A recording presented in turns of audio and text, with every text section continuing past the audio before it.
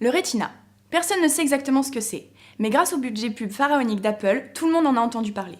Pour faire simple, un écran Retina a 4 fois plus de pixels qu'un écran classique. Sa résolution est tellement fine qu'en théorie, votre rétine ne peut plus distinguer les pixels. Ça, c'est le blabla technico-commercial d'Apple. Ce qui nous intéresse, c'est de savoir ce que ça apporte concrètement, et surtout, pourquoi un iPad Retina coûte 100 € de plus qu'un bon vieil iPad 2. Commençons par l'activité la plus pratiquée, les jeux. Oui, on vous connaît bien, on sait ce que vous faites sur votre tablette. Honnêtement, avoir un écran Retina, ça ne change pas grand-chose. Certains jeux paraissent plus fins, mais peu exploitent vraiment cette énorme résolution. La plupart des jeux Xbox ou PlayStation tournent aujourd'hui avec une résolution verticale de seulement 720 pixels. Ce n'est même pas de la Full HD et ça suffit pourtant largement aux joueurs les plus chevronnés. Passons aux vidéos. Ici, c'est pire. Le Retina ne sert carrément à rien. Une image de Blu-ray, le meilleur support pour un film, contient moins de pixels que ce que peut afficher un écran d'iPad 4. Là encore, le surplus de pixels est inutile. Alors, que reste-t-il aux écrans Retina pour ne pas sombrer dans la catégorie des arnaques marketing ?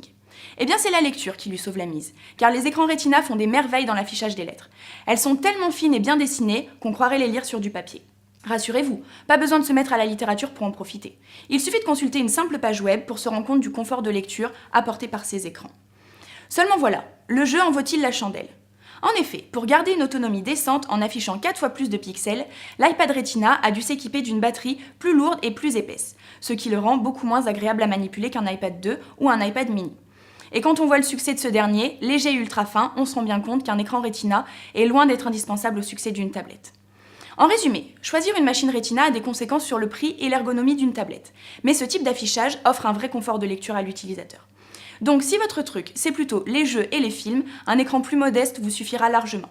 En revanche, si votre tablette vous sert principalement à lire et à surfer, faites plaisir à vos yeux et choisissez un écran Retina.